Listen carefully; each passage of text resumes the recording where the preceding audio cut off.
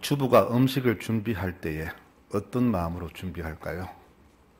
맛있게 먹는 식구들의 그 기쁜 모습을 상상하며 음식을 준비하지요.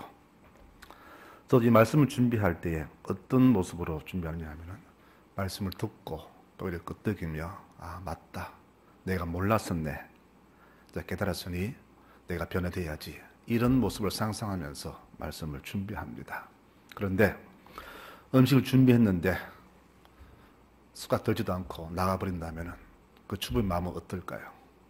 말씀 듣고도 전혀 깨달음과 변화가 없다면 저는 어떻게 됩니까? 여러분 오늘도 이 말씀 전할 때에 말씀 들은 우리 모든 교우들이 정말로 깨닫고 통회하면서 새롭게 변하는 그 모습을 상상하면서 이 말씀을 전하고자 합니다. 여러분 말씀을 들을 때에 내 마음을 확 열어놓고 다 받아들이십시오. 그래야 성령께서 임하시는 겁니다. 주님께서는 2000년 전에 하늘 올라가셨습니다. 올라가실 때 다시 오겠다 약속했습니다. 그런데 그 날이 언제인가는 말씀하지 않았습니다. 그러니 우리는 애가 탈 수밖에 없습니다. 수험생의 합격 소식을 기다리는 그 심정, 그리고 군입들을 앞둔 초조한 아들의 마음, 결혼 날짜 잡아놓고 기다리는 신부의 착잡한 마음이 바로 이런 마음이 아닐까 생각합니다. 우리 교우들은 정말로 주님 오실 그날을 사모하면서 초조하고 애타게 기다리고 계십니까? 아마 그런 분도 있지만은 그렇지 않은 분이 더 많은 것 같아요. 오늘 열처녀 비유가 바로 그렇습니다. 10명 모두 다 신앙인입니다.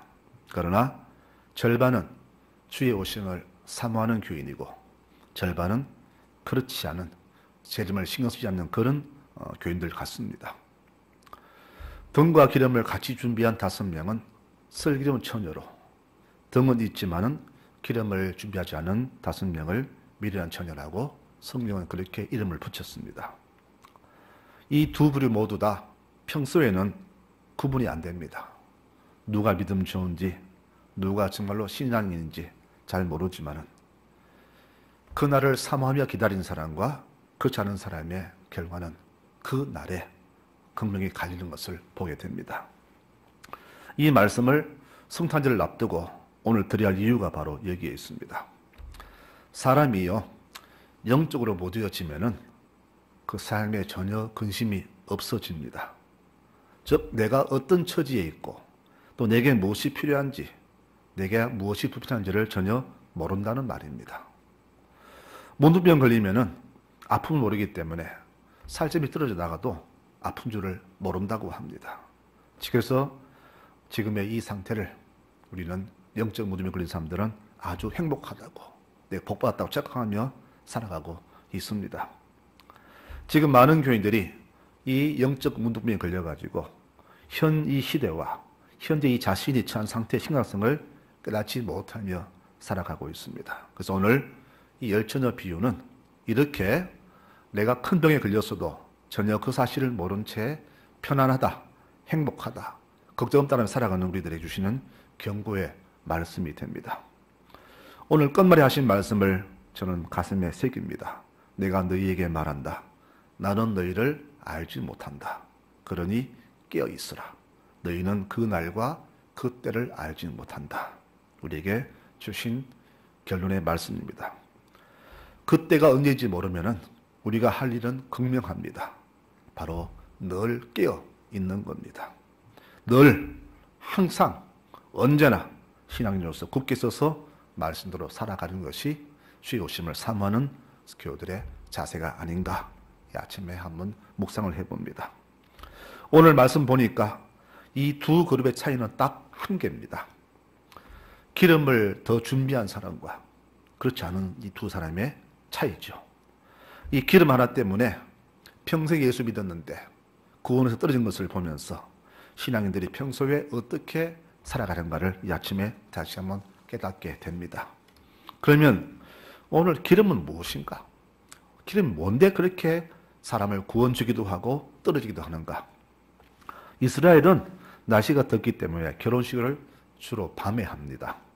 그래서 신부집에서 잔치를 벌이는데 신랑이 언제 올지 모르기 때문에 그 신부 친구들은 그 반기를 밝힐 등을 준비해서 신랑을 기다리는 것이 그들의 결혼 풍습입니다.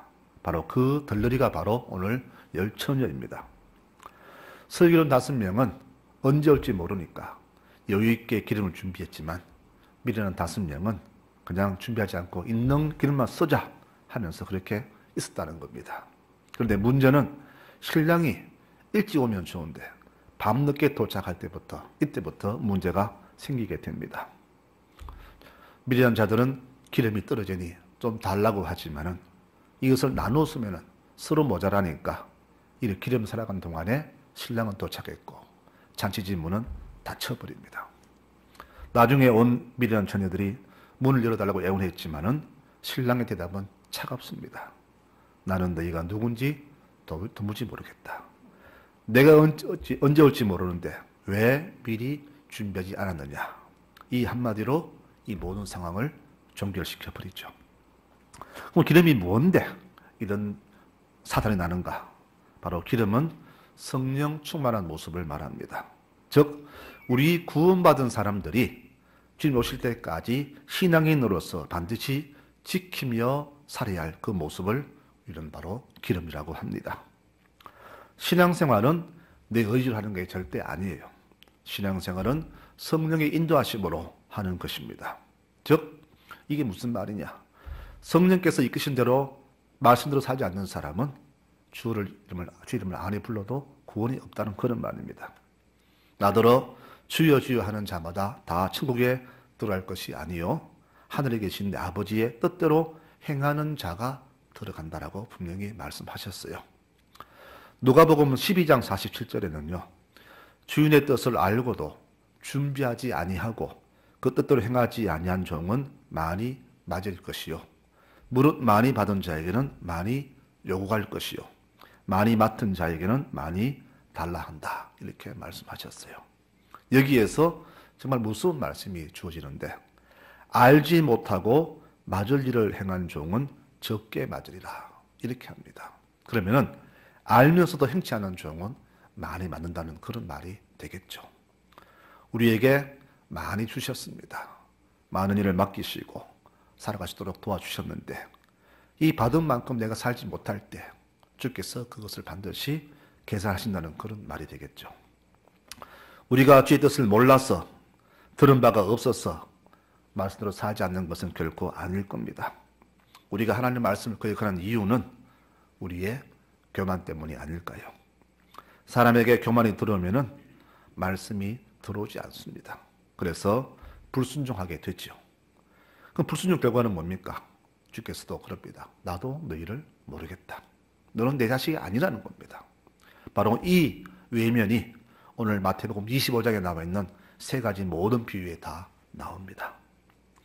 이 처녀들은 평소에 기름을 넉넉히 준비해서 신랑을 기다려야만 했습니다. 그것이 그들의 사명이었어요. 누가복음 12장에 보면은요. 허리에 띠를 띠고 등불을 켜고 서 있으라. 너희는 마치 그 주인이 혼인집에서 돌아와 문을 두드리면 곧 열어주려고 기다리는 사람과 같이 되라. 주인이 와서 깨어있는 것을 보면 그 종들은 복이 있도다. 주인이 허리에 띠를 띠고 그 종들을 자리에 앉히고 그 종들에게 수종을 덜리라. 이렇게 말씀하셔요.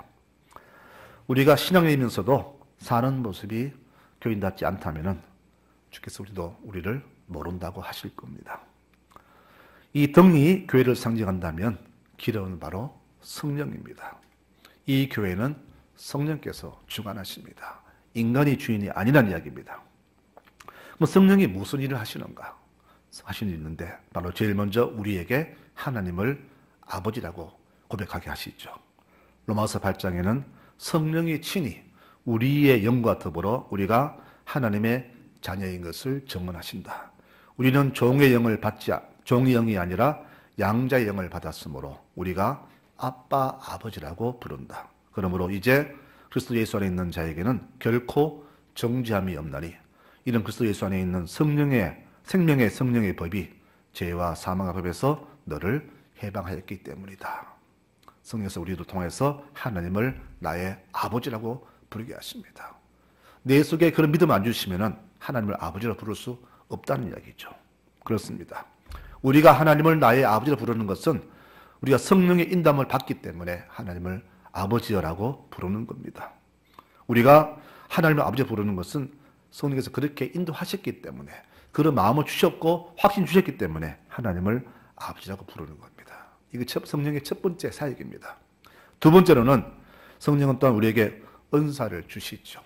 은사를 주신 목적은 이웃에게 봉사하라고 주시는 하나님의 선물입니다. 이 은사를 다른 말로 달란트라고도 합니다. 오늘 이 열처녀 비유 다음에 나오는 비유가 달란트 비유인데, 한 개 받은 이 종은 이 달란트를 쓰지 않았다는 것이죠. 줄 위에 쓰라고 주신 이 재능을 먹혀두고 결국은 나타나게 되다가 결국은 주님께 쫓겨나는 수모를 당하게 됩니다. 이 천에 쓸모없는 놈을 바깥으로 내어 쫓아라. 거기서 울면서 이빨을 갈 것이다. 은사는 교회를 위해서만 수고하고 봉사하는 것이 아닙니다. 더불어 이웃을 향한 사랑의 마음도 성령이 주시는 은사입니다. 성령의 9열매 중에서 제일 먼저는 은사가 바로 사랑이잖아요. 사랑과 희락과 화평, 사랑입니다. 하나님 그 계명을 묶는다면 딱 한 개가 나옵니다. 바로 한마디로 사랑이잖아요. 위로는 하나님 사랑, 아래로는 이웃 사랑. 이것이 바로 하나의 계명으로 묶여집니다. 그리고 세 번째 비유, 양과 염소 비유는 이렇게 신앙인들이 얼마나 이웃을 사랑하며 살았는가를 평가하는 모습이 됩니다. 이웃이 누굽니까? 옆집 산다고 이웃은 결코 아닙니다. 바로 강도 만난 사처럼 내가 안 도와주면 절대 일어설 수 없는 그 사람이 바로 이웃입니다. 우리 주위에 이런 이웃이 참 많지요. 성령의 삶엔 우리가 성령의 지시대로 믿음의 삶을 살지 않으면 내가 지금은 편안하게 살지는 모르지만은 나아주 결과는 이렇게 주어집니다. 저주를 받은 자들아 나를 떠나 그 마귀와 그들 위에 예비된 영원한 불에 들어가라. 내가 줄일 때에 너희는 목마를 때에 헐벗을 때에 도와주지 않았구나. 그 염소가 말하죠. 우리 언제 그랬습니까? 도와드렸잖아요. 그러나 너희가 지극히 작은 자에게 하지 않은 것이 곧 내게 하지 않은 것이다. 오늘 이 세 가지 비유를 통해서 우리 믿음의 사람들이 성령의 뜻대로 살지 않았을 때 그 결과가 어떠한가를 우리에게 말씀해 주는 말씀이 됩니다. 그러므로 오늘 우리가 이 대전절에 주를 맞을 준비는 어떤 준비냐? 바로 주의 일에 충성하는 것과 이웃 사랑하며 사는 것. 이것이 바로 우리가 준비할 등불이 되는 겁니다. 이 설교 5천년은 항상 습관처럼 평소에 늘 성실하게 이렇게 살았기 때문에 바로 그 잔치 자리에 참여하게 됩니다.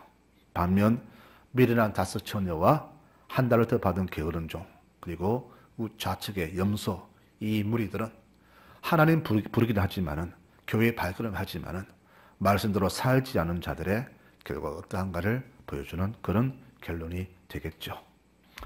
우리 하나님은 우리에게 반드시 그 열매를 바라십니다. 그러므로 우리는 반드시 삶의 열매를 맺어야 합니다. 그 열매가 바로 성령의 9가지 열매가 됩니다. 성령의 열매는 사랑과 희락과 화평, 오래 참음과 자비와 양선과 충성과 온유와 절제, 이 9가지입니다. 좋은 나무는 좋은 열매를 맺지만은 나쁜 나무는 나쁜 열매를 맺습니다. 열매 없는 나무는 주께서 기다리다가 불에 찍어서 태워지듯이 우리 삶에 열매가 맺히지 않으면은 우리 역시 찍혀서 불에 태워지고 만다는 것이 하나님의 결론입니다. 도끼가 나무 뿌리에 놓였으니 좋은 열매 맺지 않은 나무마다 찍혀 불에 던져지리라. 내 말을 듣고도 행하지 아니하는 자는 집을 모래 위에 지은 어리석은 사람과 같다. 태풍이 불어 그 집에 부딪힘에 완전히 무너져 다시는 세우지 못하리라. 여러분, 이 경고의 말씀을 우리는 정말로 뼈아프게 귀담아 들어야 됩니다. 야고보 사도는 말하죠. 내 삶에서 행함이 없는 믿음은 죽은 믿음이라 그랬습니다.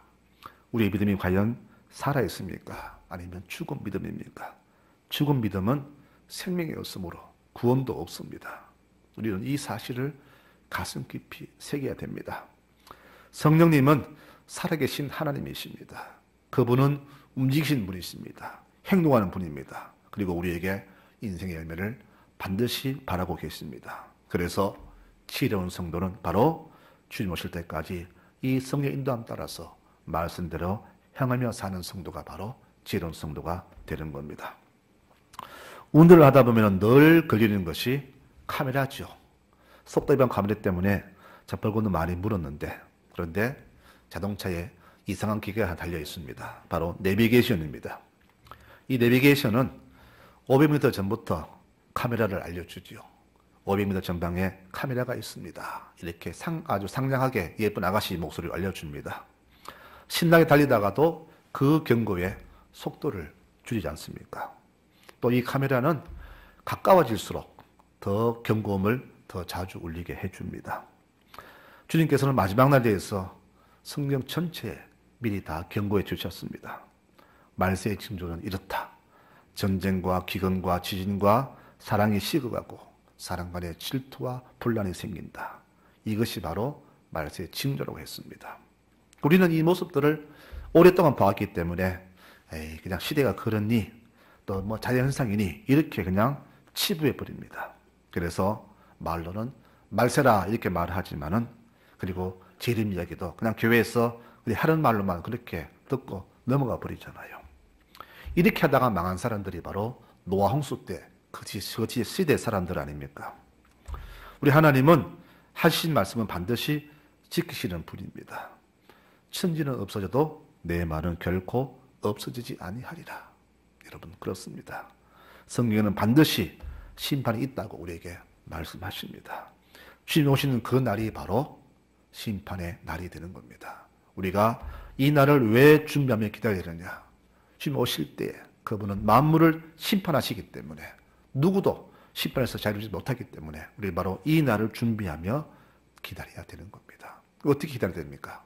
아까 그 전열처럼 성령 충만하게 이웃 사랑과 주일에 충실한 모습으로 살아간다면 우리는 심판의 그때에 우리는 주 앞에서 상을 받는 사람들로 주 앞에 서게 된다는 것이 오늘 말씀의 결론되는 겁니다. 교회는 심판이라는 말을 싫어합니다. 또 죄, 회개라는 말들을 교인들이 듣기 싫어합니다. 힘들어 죽겠는데 왜 하필이면 설교 시간에 축복을 말하고 행복을 말하지 늘 심판, 죄악, 회개 이런 말만 하는가? 많은 교인들이 듣기 싫어서 교회를 떠나기도 합니다. 그러나 입에 쓴 약이 몸에 달고 귀에 거스리는 말이 내 생명이 되듯이 이 말씀을 우리는 분명히 들어야 됩니다. 심판이라는 말, 회개, 죄, 이 말을 우리가 듣기 싫어하면 안 됩니다. 반드시 들어야 됩니다. 듣는 것이 바로 복이 있습니다. 이 말씀을 읽는 자와 듣는 자와 기도한 것을 지키는 자가 복이 있나니 때가 가까웠다 그랬습니다. 그가 구름을 타고 오시리라. 모두가 그를 보겠고 그를 찌른 자들도 볼 것이고 땅에 있는 모든 족속이 그로 말미암아 애곡하리라 라고 주님 누차 말씀하십니다. 우리가 대림절을 맞이하는 것은 성탄의 기쁨을 위해서 맞이한 게 아닙니다. 지금 이 대림절 우리가 기다리는 성탄은 바로 아기 예수의 탄생이 아니라 다시 오셔서 온 인류를 심판하실 심판주 예수를 기다리는 그런 대림절입니다. 우리가 어떤 모습으로 기다려야 할까요?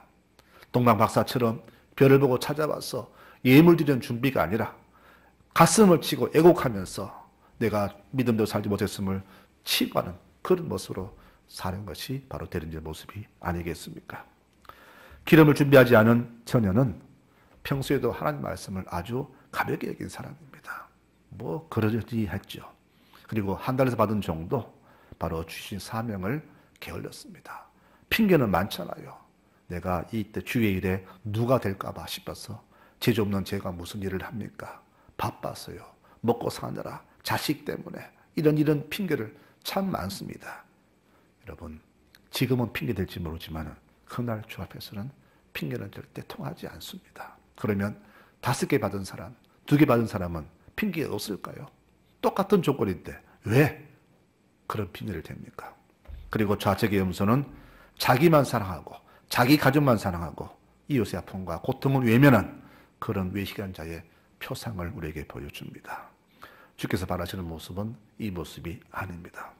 그래서 나더러 주여 주여 입만 부른다고 다 구원받는 게 아니라고 분명히 경고해 주셨습니다. 결론적으로 말합니다. 나는 너희가 누군지 모르겠다. 이 무익한 종을 내쫓아라. 거기 슬퍼하며 이빨을 갈 것이다. 저주를 받은 자들아, 나를 떠나서 저 예비된 영원한 불에 들어가라. 오늘 25장 세 가지 비유는 이렇게 주 앞에서 충성되지 못한 사람에 대한 결론을 우리에게 말씀해 줍니다. 여러분, 내 몸이 편하다고, 내 살아가는데 물질이 부족치 않다고 내가 주께 복받다고 생각하지 마시기 바랍니다. 소돔에 살던 롯의 가족은 참으로 풍성히 살았지만 하루아침에 멸문지화를 당했습니다. 노아가 방주에 들어가던 날까지 사람들은 먹고 마시고 장어들고 시집가더니 홍수가 나서 그들을 다 멸망시켰다. 또 롯의 때도 사람들이 먹고 마시며 사고 팔고 심고 집을 짓더니 롯이 소돔에서 나가던 날에 하늘로부터 불과 유황이 비오듯 하여 그들을 멸망시켰느니라. 인자가 나타난 날에도 그러하리라. 우리에게 말씀합니다. 구약 성경에 이 백성들에게 경고가 없으면 백성이 방자진다 그렇게 말씀했죠. 주께는 하루가 천년 같고 천년이 하루와 같습니다. 주의 약속은 더딘 것이 아니라 아무도 멸망하지 않고 다 회개하기를 기다리신다. 그러므로 너희는 점도 없고 흠도 없이 주 앞에 서 있기를 힘쓰라 라고 결론을 당부합니다. 성경은 지혜를 여호와를 기억하는 것을 지혜라고 말합니다. 나를 이 땅에 보내신 하나님의 뜻을 깨달아서 그 뜻대로 사는 사람이 바로 지혜로운 사람입니다. 하나님 원하시는 지혜자의 모습은 우리가 깊은 데까지 이르도록 기도하는 모습도 천사처럼 방언하는 그런 능력을 가진 것도 아닙니다. 무엇보다 나 자신의 존귀함을 깨닫고 하나님과 이웃을 위해서 사랑으로 살아가는 모습이 바로 하나님이 원하시는 성령받은 사람의 모습이 된다는 것을 오늘 열천의 비를 통해서 말씀합니다. 이 대림절은 다시 오실 주님을 기다리는 그런 우리의 준비 기간입니다. 준비가 철저할수록 오셨을 때에 주 앞에 서 있는 놀라운 축복이 우리에게 주어질 겁니다. 한번 닫힌 문은 다시 열려지지 않습니다. 두 번째는 기회가 없습니다. 우리는 바로 긴장하며 살아가야 합니다. 이 마음으로 이번 성탄절을 맞이하시는 우리 교우들이 되시기를 축원합니다. 여러분, 그저 기뻐하는 성탄절이 아니에요. 성탄인데 뭐 선물이 없나? 성탄인데 우리 분위기 좋은데 이게 성탄이 아닙니다. 다시 오실 때에 내가 정말 그 앞에서 애고하지 않도록 주께서 보시고 정말 기뻐하며 맞이할 수 있는 그런 성탄을 준비하는 것이 바로 이 대림절이고 우리가 기다리는 두 번째 성탄이 되는 겁니다. 이제 2020년 성탄절도 며칠 남지 않았습니다. 언제 오실지 모르지만 우리는 그 날까지 깨어서 늘 근신하며 기도하는 마음으로 주의 오심을 기다려야 할 겁니다. 우리 사랑하는 송나족의 모든 교우들 한 사람도 오셨을 때에 이 어리석은 사람처럼 기름 사러 갔다가 주를 놓치는 일이 없도록 평소에 깨어서 준비하시는 여러분들 되시기를 축원합니다. 여러분, 믿음으로 살아가야 됩니다. 믿음만이 공헌이 있습니다. 믿음만이 우리가 살 길입니다. 이 말씀을 기억하시면서 믿음으로 성탄을 맞이하시는 모든 교우들 되시기를 간절히 축원합니다. 아멘.